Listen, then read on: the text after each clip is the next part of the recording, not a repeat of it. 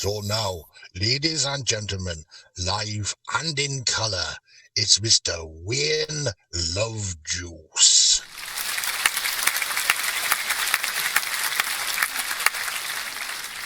The other day our producer Louis had a chat with an interesting chappie who said that the YouTube algorithms really aren't that happy. If a channel only broadcasts once a week, so we decided we could text ya whenever we've got a piece of news in our new book on the track Xtra.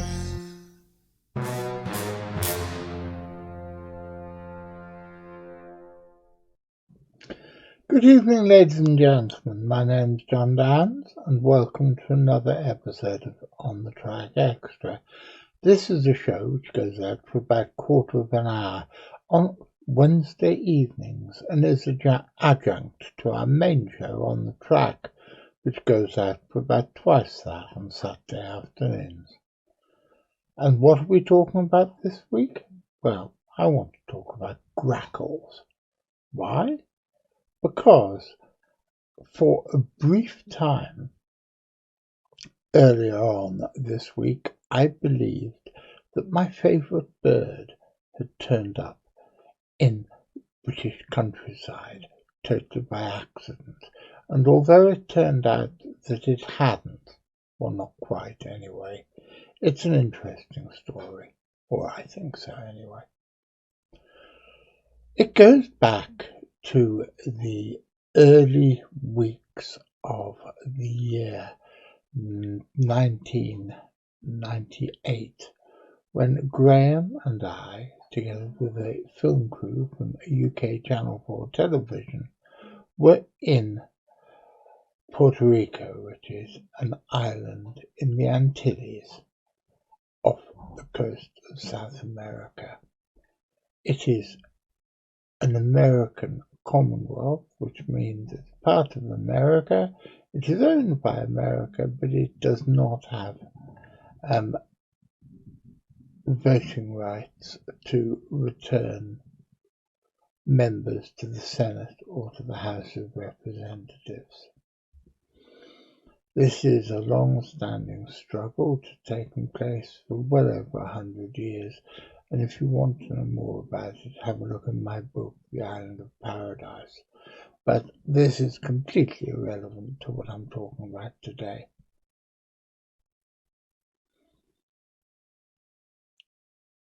The night before I left England for Puerto Rico, I bought a book which was a guide to the birds of Puerto Rico in a second-hand bookshop which used to exist in Exeter, and I spent a lot of my time in Puerto Rico trying to identify the feathered creatures that I saw, and failing massively on many occasions.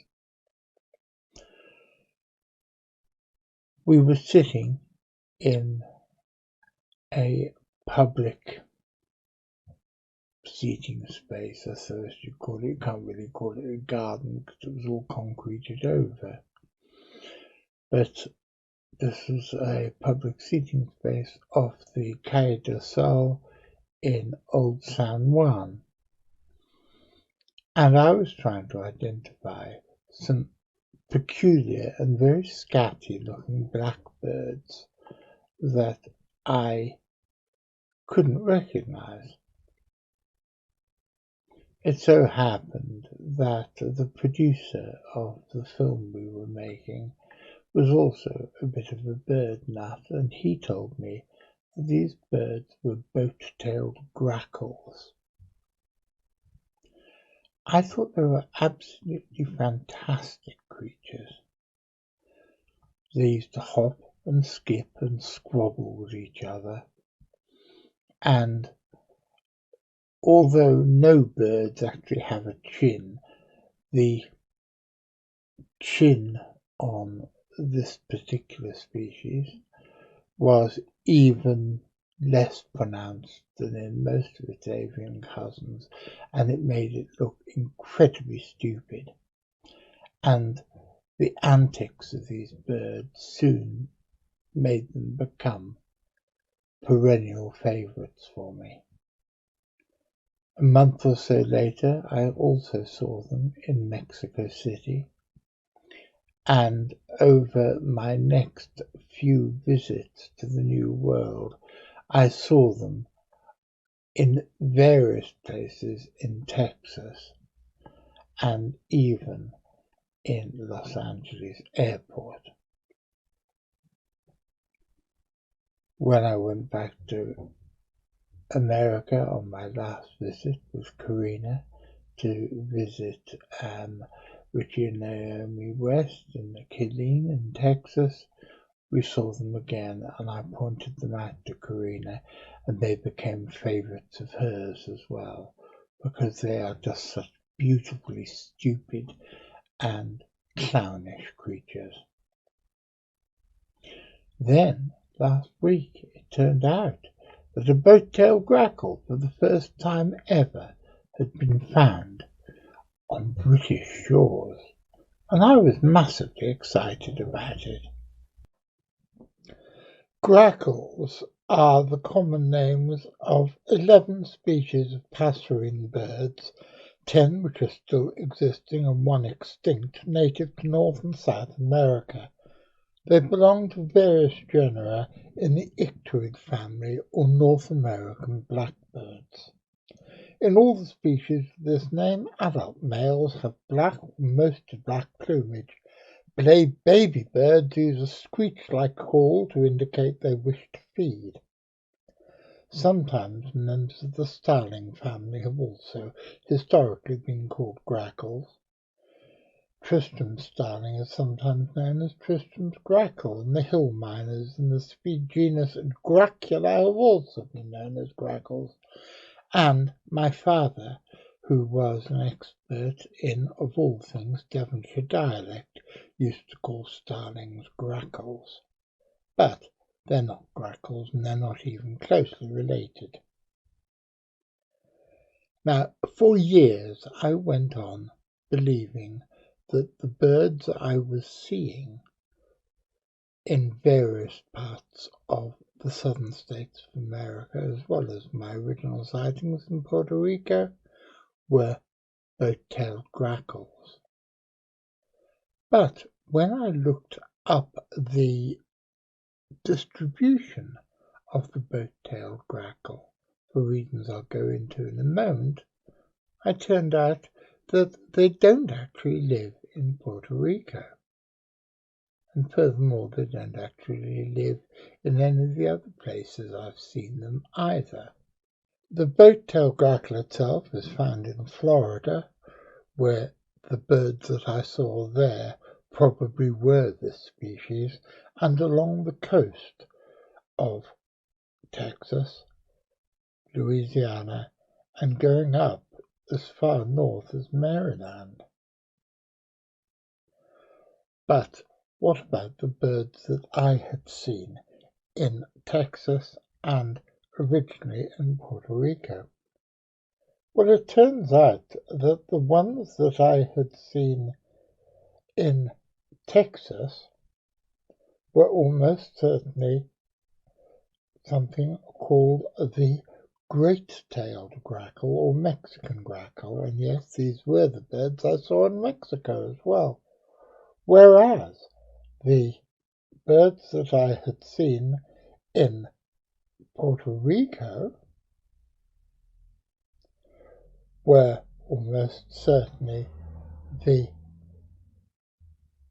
Greater Antillean grackle. Well, now the story has to go to Calshot in Hampshire on the first week of November, when people reported seeing a grackle wandering around the RNLI lifeboat station. And at first it was identified as being a great-tailed grackle, but by the end of the afternoon the photographs including the bird's slimmer bill, more rounded head, and distinctly softer expression, pointed instead to an Atlantic boat-tailed grackle. "Hooray!" I went. "My favourite bird has now turned up in the county in which I was born." But, as we have seen, as I started to do this video this afternoon, I discovered that boat-tailed grackles weren't the ones that I'd seen in Puerto Rico, and although I might have seen them in Florida, I don't remember, I certainly didn't see them either in Puerto Rico or in Texas. So I looked a bit deeper. And although this is the first boat-tailed grackle ever to have arrived in England, or ever to have been recorded arriving in England, and I will just read you a little bit more. Further evidence of the bird being from the east of its range came in the form of the pale yellow irises which are typical of the Atlantic population. The cull-shot individual proved extremely confiding, typical behaviour of this bold and adaptable species, which is well known for scavenging in urban environments across its native range. The occurrence represents the first record of boat-tailed grackle in Britain. However, given the bird's proximity to one of the country's busiest shipping ports, Cullshot Spit lies immediately south of the port of Southampton, its arrival via boat seems all but certain. As such, the record is expected to fall into Category E when assessed by the relevant committees of the British Ornithologist Union. Well, I was disappointed. It wasn't my favourite bird, after all. But when I looked further, I found that the great-tailed grackle, which is certainly what I had seen in Texas on a number of occasions, has turned up in Britain. Only once, but has turned up in Britain some years before. Check this out.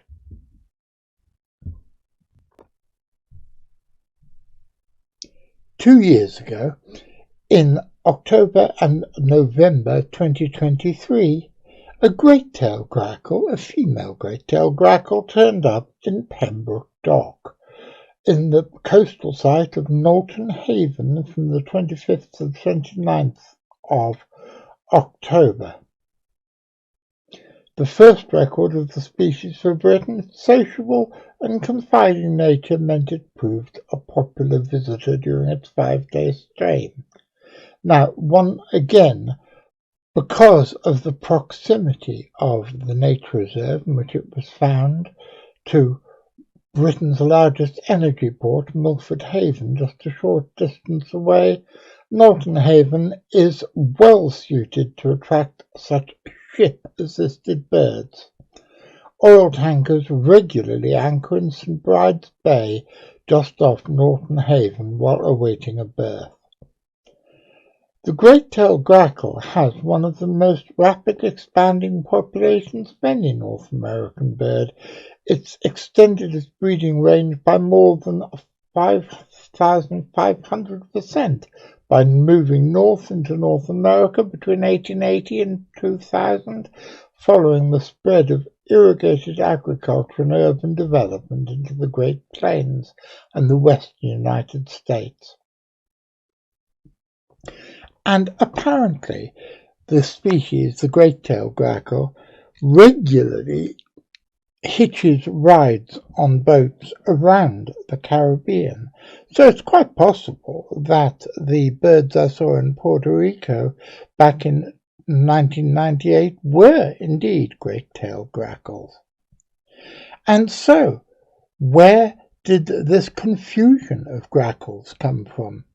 Well, either one of two things happened. Either Marcus Sully, who is the producer of the show that Graham and I were filming in Puerto Rico all those years ago, said that what we were looking at were great-tailed grackles, and I misheard it as boat-tailed grackles, or he'd got it wrong.